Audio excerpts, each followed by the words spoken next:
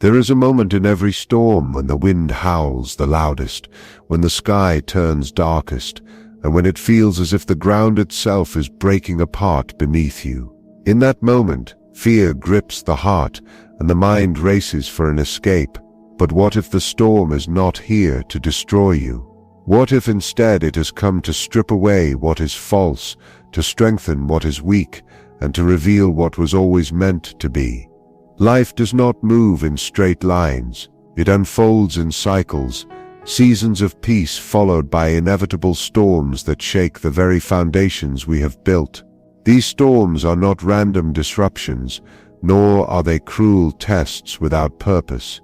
They serve as forces of transformation, stripping away the false sense of security we construct and forcing us into a confrontation with our truest selves. The human spirit, like the earth itself, cannot remain stagnant. It requires upheaval, destruction, and renewal. Just as a forest must burn for new life to take root, our inner world must sometimes be dismantled so that something greater can emerge. Trusting God in every storm means recognizing that these tempests are not punishments, but invitations to evolve into a version of ourselves that we have not yet known. Fear arises when we mistake destruction for loss, when we perceive the storm as an ending rather than a passageway. In moments of turmoil, we ask why suffering has come, why our lives are being torn apart, why the structures we have carefully built are crumbling before our eyes. The answer lies not in avoidance, but in surrender. When the storm rages, it forces us to let go of what is no longer meant to hold us. The things we once relied upon, our plans, our possessions, even our identities may be swept away, not as an act of cruelty, but as an act of necessary liberation. We cannot step into the fullness of our being while clinging to what is already fading. Transformation does not happen in comfort. The caterpillar does not become a butterfly without the dissolution of its old self. The seed does not become a tree without first being buried in darkness. The storm is the great catalyst, the force that shatters illusions and reveals truths we would not have seen in the stillness. Trusting God means understanding that the storm is not the enemy, but the hand that reshapes us, the wind that carries us to places we never would have dared to go on our own. In the chaos, we do not lose ourselves. We shed the parts that no longer serve us. The greatest error we make is resisting the storm, trying to hold on to what must be released, refusing to see that the destruction is clearing the way for something far greater.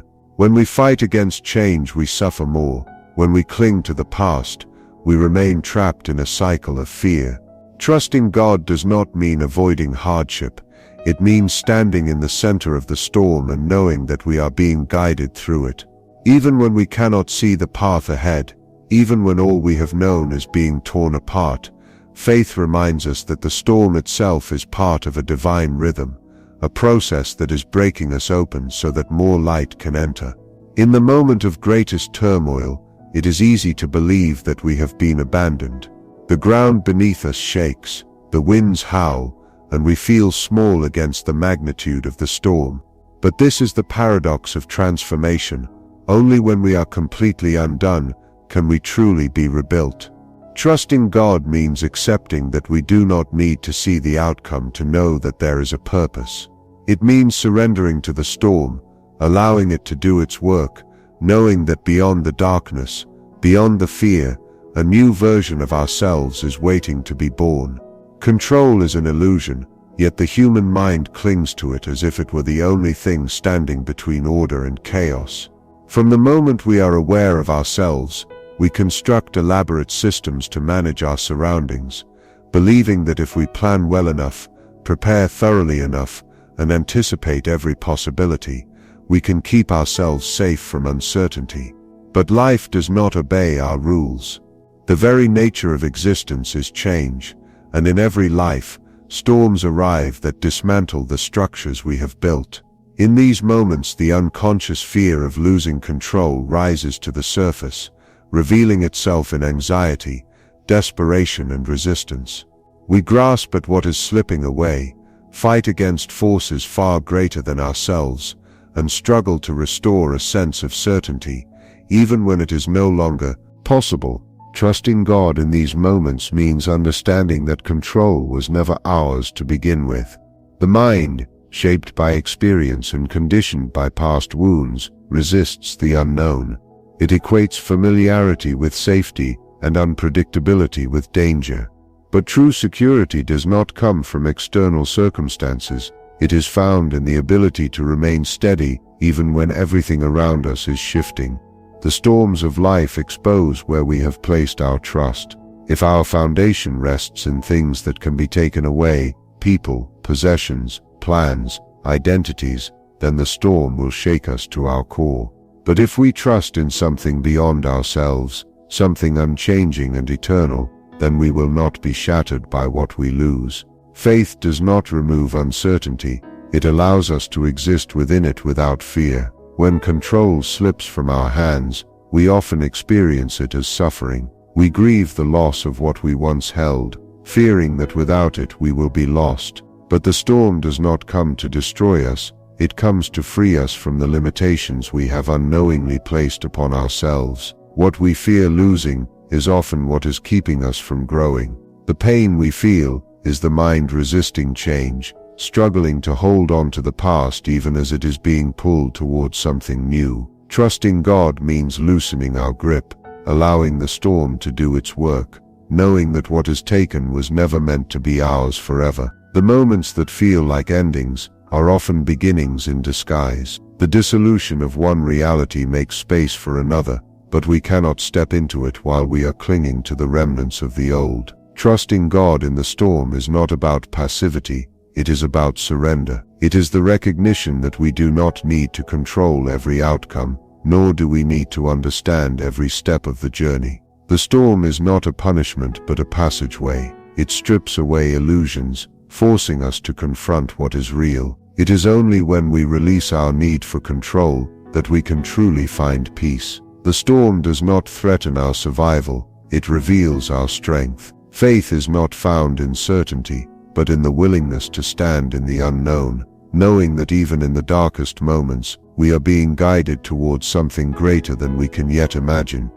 Pain is a language the soul understands long before the mind can interpret it.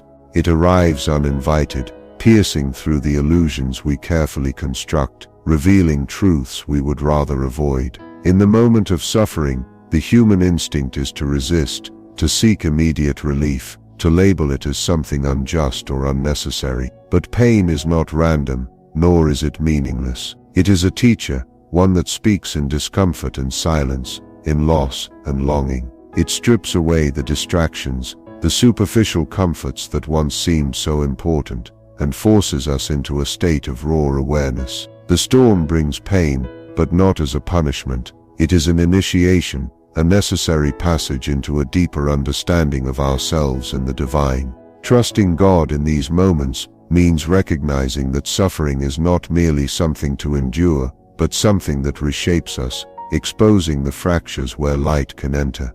The lessons pain teaches are ones that cannot be learned in ease. It forces us to confront the impermanence of life, to let go of attachments that no longer serve us, and to question the foundations upon which we have built our identities. Every wound carries with it a revelation, a hidden truth about what we value, what we fear, and what we have been unwilling to face. In moments of suffering, we often feel abandoned, as if the divine has turned away. But it is in these very moments that we are being drawn closer to something greater. The mind may resist, searching for reasons, demanding explanations, but the soul recognizes what the mind cannot. It knows that pain is not the end of the journey, but the threshold to something new. People often seek to escape pain, to numb it, to deny its existence, believing that avoidance will bring relief. But pain that is ignored does not disappear. It buries itself deep within,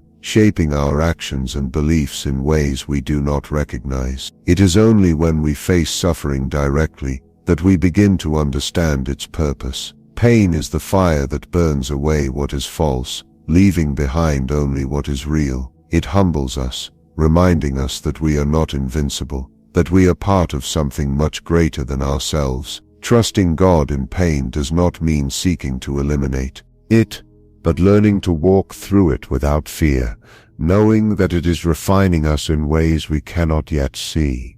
The most profound growth comes not in moments of comfort, but in moments of struggle.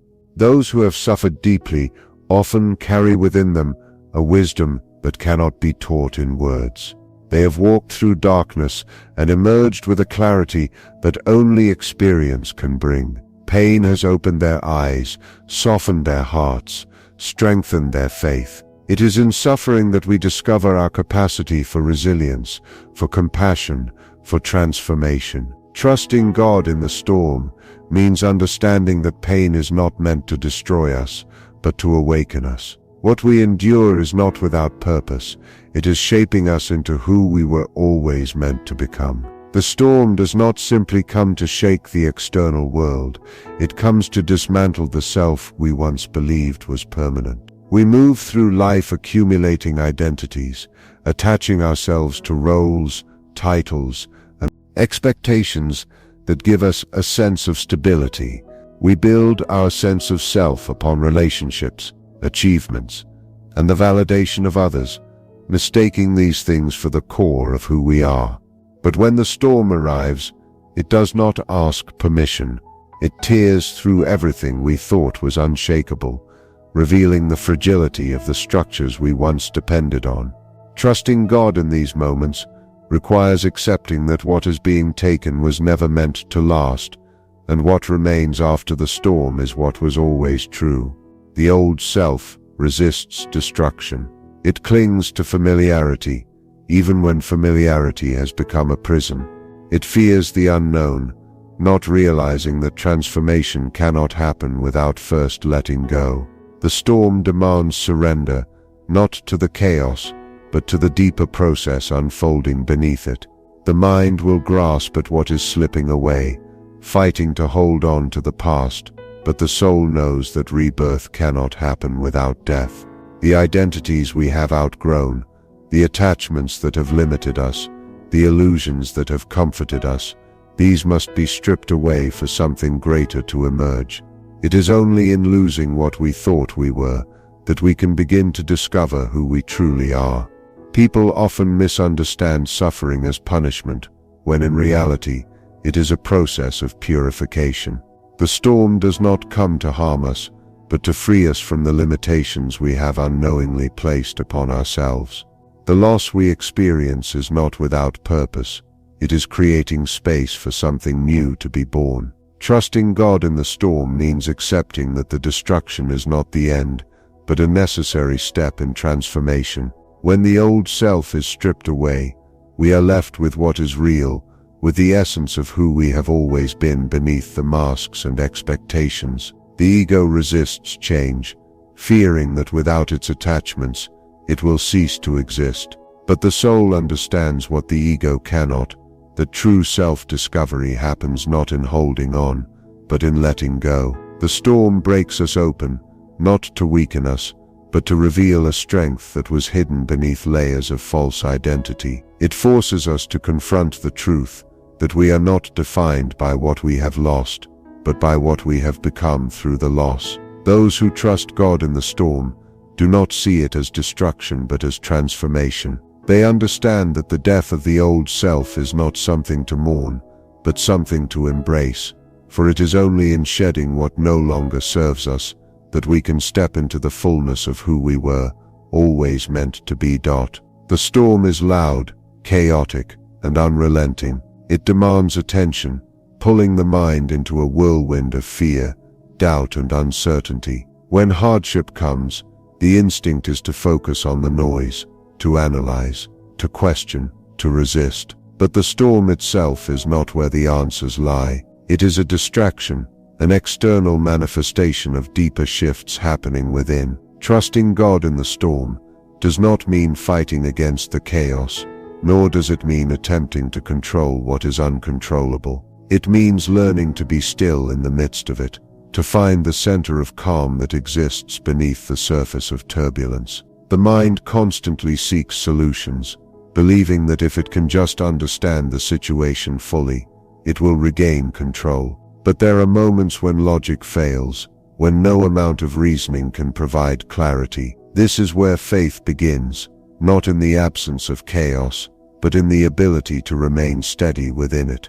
The storm will pass, but what determines the outcome is how one chooses to move through it. Some people allow fear to consume them, reacting impulsively, trying to escape the discomfort. Others, however, recognize that the real work is internal. They do not run from the storm, but stand in its center, unshaken. Stillness is not passivity. It is an act of deep trust, an understanding that not every battle needs to be fought.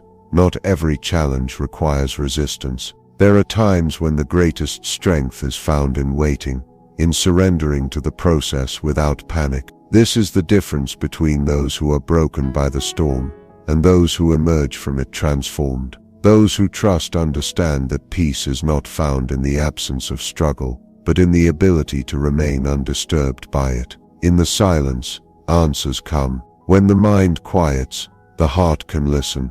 The storm does not block divine guidance, it only makes it harder to hear. The more one fixates on fear, the more distant the voice of wisdom becomes. But when stillness is embraced, clarity follows. It is in this space of surrender that a deeper understanding begins to take shape. The storm may be beyond one's control, but within there is always a choice: to be consumed by the external turmoil, or to trust in the unseen force that is leading the way forward. Faith is not about avoiding storms. It is about knowing that even within them, peace is possible. Those who have walked through fire and remained standing are not those who fought against it, but those who found stillness in its midst. Trusting God does not mean avoiding difficulty. It means knowing that no matter how violent the storm may be, there is a quiet center within. A place where fear does not rule, where clarity is found, where the chaos holds no power. The storm is temporary, but the strength discovered in stillness lasts forever.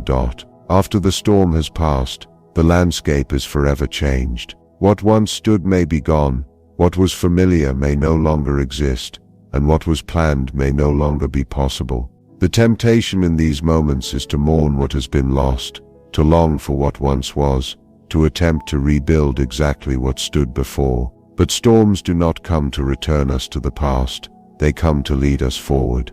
Trusting God after the storm means resisting the urge to cling to old structures, and instead embracing the new path that has been revealed. The human mind is naturally drawn to what is known. Even when the past was filled with struggle, it is still more comfortable than the uncertainty of the future. There is safety in familiarity, even if that familiarity no longer serves us. But trust requires a willingness to step into the unknown, to accept that what has been cleared away was never meant to remain. When one stands among the wreckage, there are two choices: to despair over what is gone, or to see the endless possibilities that now exist.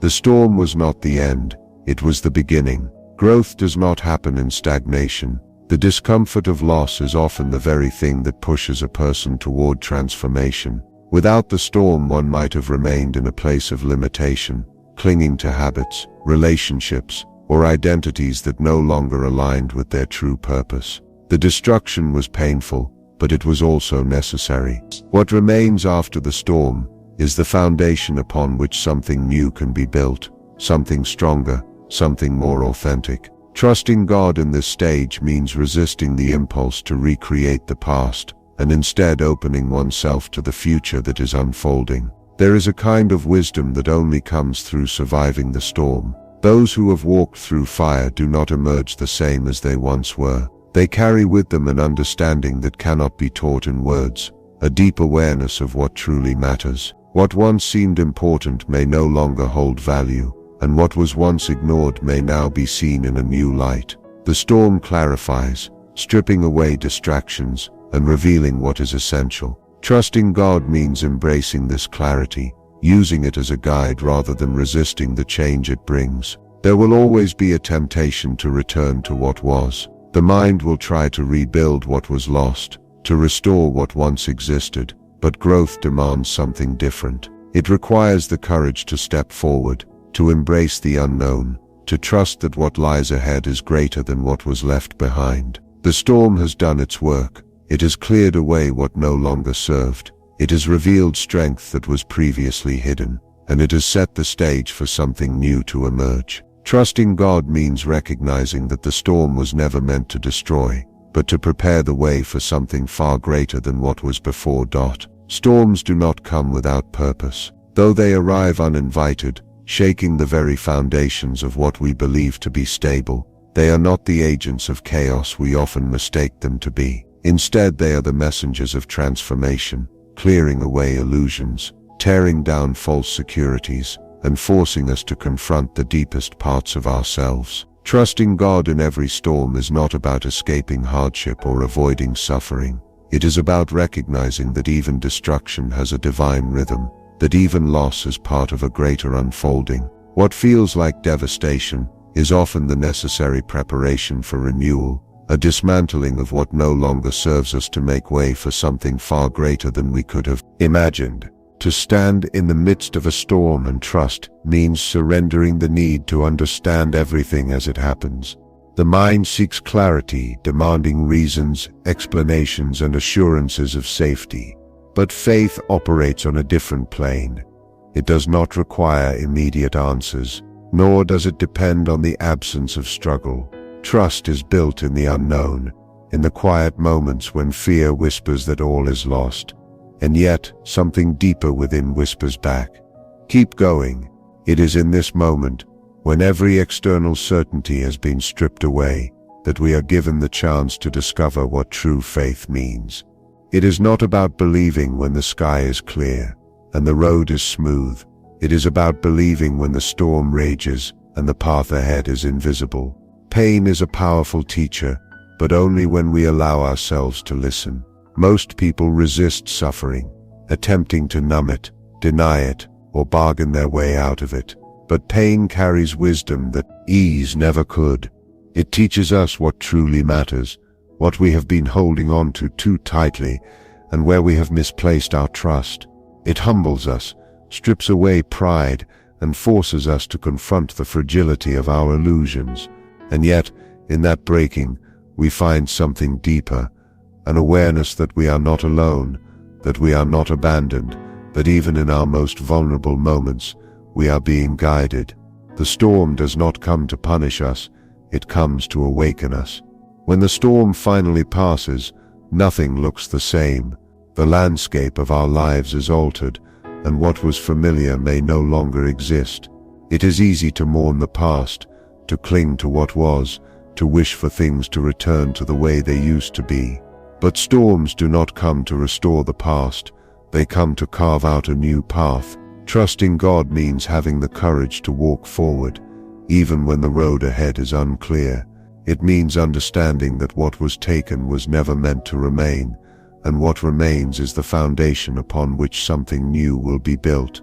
Strength is not found in avoiding the storm, it is found in walking through it and emerging on the other side, transformed. Those who have endured suffering and remain standing do not do so because they were unshaken by the storm, but because they learned to find stillness within it. They did not allow the chaos to consume them. Instead, they listened to the quiet voice beneath it, the voice that says, "This is not the end." They understand that faith is not about controlling the storm, but about trusting that even in the darkest moment, something greater is at work. What we lose in the storm is never as important as what we gain.